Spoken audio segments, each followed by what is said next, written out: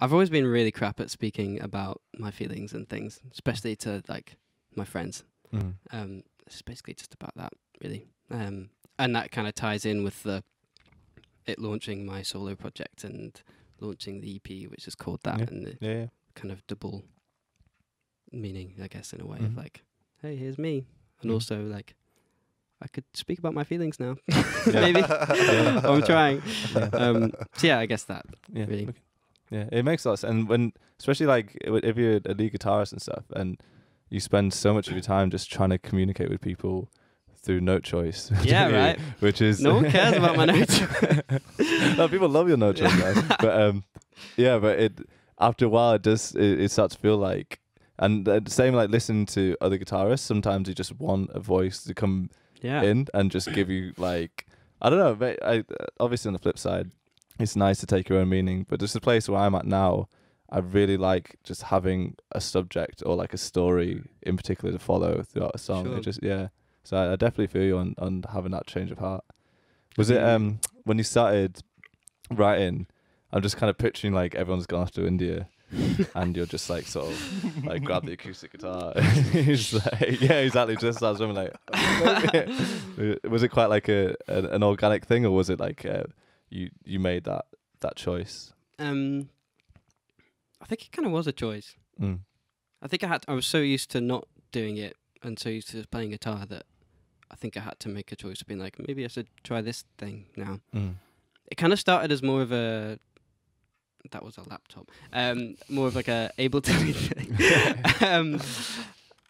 Because you type all day whilst you're on Logic. It started as like more of a laptopy production-y thing. I think a lot of it also probably stemmed in that I was getting very tired of playing the guitar all the time. And I'd recently got really into Ableton. So it kind of started in that way, and like recording like just crappy keyboard sounds or like whatever I could find. So it wasn't really the like pick up a guitar and write an acoustic thing, which it kind of is now. I've kind of gone back to that because I find that I lose motivation very quickly when I'm staring at a screen the whole time. Yeah. But I think I needed to put the guitar away for a bit to discover that. Yeah, man. Yeah, that makes sense. Definitely. I was going to ask you about your approach to lyric writing, in terms of whether you do it. Ask this to everyone. Do you do it phonetically? Do you do it? Do you write the lyrics before you do the music? Or is it different for everyone? I don't know. It's funny. I've been thinking about this, like especially in preparation for this podcast. I feel like I was aware you're going to ask me these kind of questions. They're really hard to answer. With writing, I feel when it's going well, you don't really know what's going on. And I feel like the times where I think like this is my process and this is how I'm doing it are the times where I'm not really having a very good time. Well, not doing a very good job of it because I'm so aware of, like, if I'm not really feeling that inspired, but I feel like I should write, I'm like, cool, I'll do that. I'll write a guitar thing and then I'll write some lyrics to it. And then it doesn't really go very well. And then when there's sudden burst of like, I need to write a song now, happens, I don't even really remember what happens. It all happens at exactly the same time in a weird like burst of energy, and then it disappears again, and you're like, whoa, I made that thing. Which is a kind of a non-answer to your question, really. But but then I guess with lyrics, obviously, so maybe that burst of energy comes in and I write like a verse or even just like a guitar thing or whatever, and I kind of mumble some things and a few words maybe that I know the song is going to be about or whatever. And then I'll definitely go back and finish off lyrics. So I guess it's kind of like maybe something starts it off, then I like kind of expand that out with arrangement and guitars and whatever, and then I go back and finish the lyric-y bit. I find that's, for me, that's the hardest bit. Maybe it's just because that's the thing I've done the least, but it's really long. It's really annoying.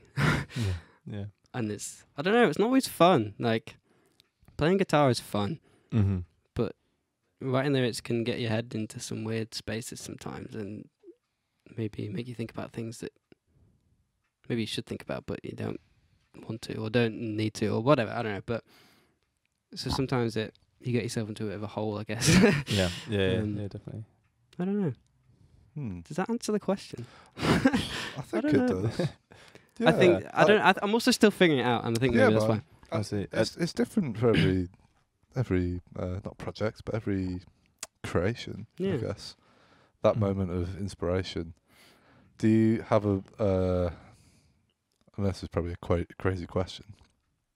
Do you have a process of being able to evoke that space of inspiration, or does it just come out of the blue?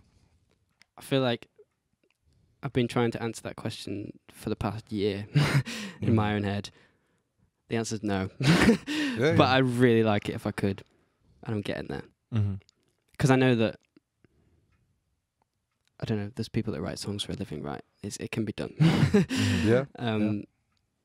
And I'm definitely, I get into that headspace more frequently now than I did. I think there's like a weird like mythological thing about it where people like to think that it's just this magical thing that happens and then you can't plan it and you can't practice it and you never get better at it, or you don't like it, just you've either got it or you don't. And I used to like do it very naturally when I was a teenager, and then maybe through kind of being at music college or whatever, I don't know, I just kind of lost that thing. And I think it took some effort to get that back. Yeah. In like a, yeah, it's kind of backwards, I guess. But I think I'm getting better at it. Like, it takes a while. I don't know. I don't know what I'm saying. You gotta like write a lot of shit. Yeah, actually, definitely. And it's quite difficult to like.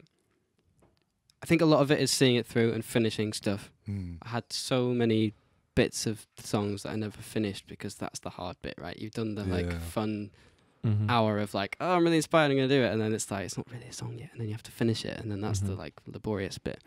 I think finishing it is really important because then you can move on and just be like, it's done. And so I think my point was, the more you do it, the more it'll happen. Yeah, absolutely, man. And even like the fact that I didn't do that throughout the whole university and then I started doing it and now I do it more kind of proves that, I guess.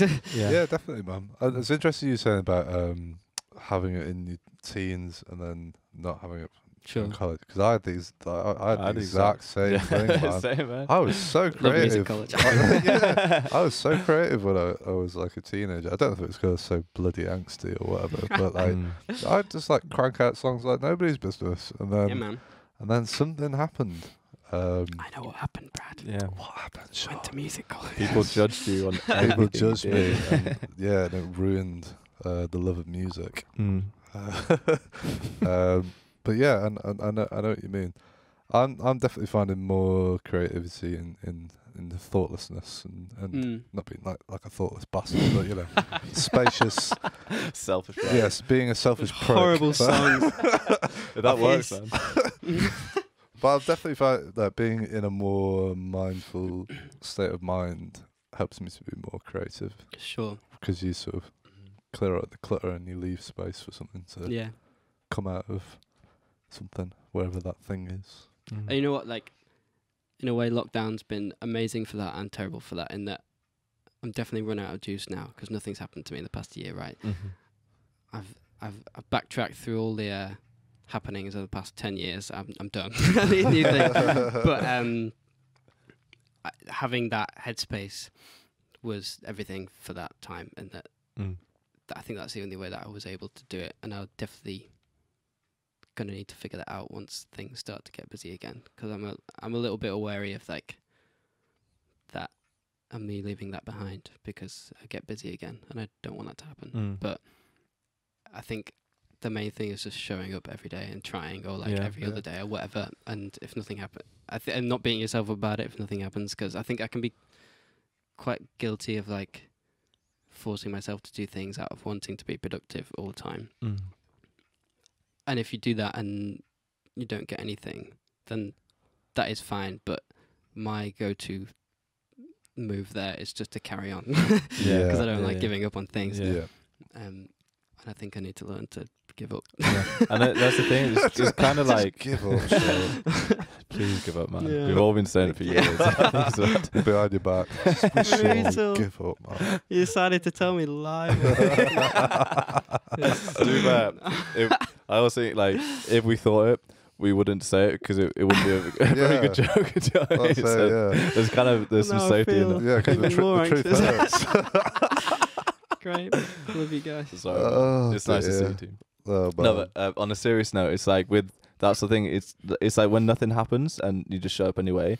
That's gonna be part of it for everyone. There's not like a songwriter or a musician who hasn't had that happen quite a lot as well. Like it's not gonna be. So the next time that happens, it's not gonna be the last time either. So I think part of it is outwardly thinking actually this is like part of the process, Sure. and you'd be pretty crazy if every time you wanted something to happen, it was like there it is. Yeah. Didn't it? I mean, that'd be amazing. Yeah, it would be cool, but it's unless you like, I don't know, maybe Sting has I can say something else about that, but He's got some pretty crappy albums, man.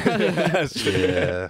Everyone's got, like, you know, you got to produce a few turd sandwiches, haven't you, man? It's just, it's the way it's got to be. Yeah. It's the balance, man. The I balance. think I'm learning to find joy in writing rubbish songs. Yeah. Because as soon as you decide that you don't care about it anymore, but you think you should finish it out of, like, something will come out of it, it's kind of fun. Yeah. Because it's really funny. Mm-hmm. Even if it's only to yourself, like, Yeah, Yeah. yeah. a cheap laugh. So, yeah, literally. You know, we got to take everything we can right now. Absolutely, man. Yeah. Sean, for people that are still listening, like they got bored and they left. Jeez. No, for people that are watching live, and they want to just check out where your things are online, where can they find them? And if you look into camera 2 over there, Yes. George pointed at the George different pointed at the wrong camera, but One job. one job pointed at the wrong. We've only got 2 cameras, Christ. George. What am I doing? Sorry. So Hi. tell people where they can find your Yep. stuff online. All my music is on Spotify and Bandcamp. Under my own name, Sean Rogan, or Diving Station, or might be involved in these things. But if you want the most me, Sean Rogan. On the social media as well. I lied yesterday and I said it was all on the Sean Rogan music and I was wrong. Oh, really? Yeah. Well, people are going to get real mixed messages now, Sean. Yeah, but you know what? You'll probably That's- just go onto the RecRooms page and there'll be a link anyway. You're It'll be fine. fine. But my Instagram name is Sean_Rogan_. There's an underscore after it. I don't like it. Is that weird. out of choice or No. your handles? I think there was forced? another Sean Rogan and there was a Sean_Rogan. God damn. You can't have it all, man. Yeah, You I can't know, right? have it all. To answer, we had a question before Oh boy. from my mother. Your mother? My mother. Mum, I'm not getting rid of my mustache anytime soon. There we go. I've answered that question. Apparently, Does she want you to get rid I of it? didn't realise she had something against my mustache. Sometimes she does. It sounds like she does. I don't know what she's thinking, man. It suits you. I thought you said I don't know what you. I don't know what is he you're going to say? I don't know what you're thinking about that. No, That stupid mustache. of You've yours. had it too long now, and now when you see pictures of Brad from a while ago, it doesn't really look like Brad. It's missing I don't know. something. Yeah, there's something missing. know. I think it looks great. Thanks, Sean. We did. I don't know when that was. The last year has been a time hole, but Mm. we recorded in a church with Ben Fenner, That one. Yeah. Yeah. Yeah. and that was the first time I'd seen you in ages. Yeah. And we all did the same. We spent all day together, and then we all got in the car on the way home. And we just went, "Did you see Brad's mustache?" I'm like, yeah, and it's like, it's really good, isn't it? Yeah, it's really good. Oh, that's great, There you man. go. That is one thing I like about wearing a mask is the people they always ask me if I've still got it, and I'll just You've like got a keep it. secret. Yeah, it's a little. Yeah, it's a little talking point, isn't it? It is, man. I don't think it's going anywhere anytime soon. To be honest, I'm happy with it. How often do you shave it? I trim it like every day Oh, wow. because No way. it's as soon as it gets like past the lip, it's I when don't it's- know. I can't grow a well. mustache. Let's be real. It gets past, as soon as it gets into the lip area, you start chewing on it. It's not nice, man. It's not pleasant, and then you look like a moron as well. So it's, but yeah, every day. Yeah. Cool. Matt had a mustache a couple of days ago. Yeah. No. This morning I had one. Oh, Whoa. yeah. I've had a lot of different looks over that time, man. I was Cool.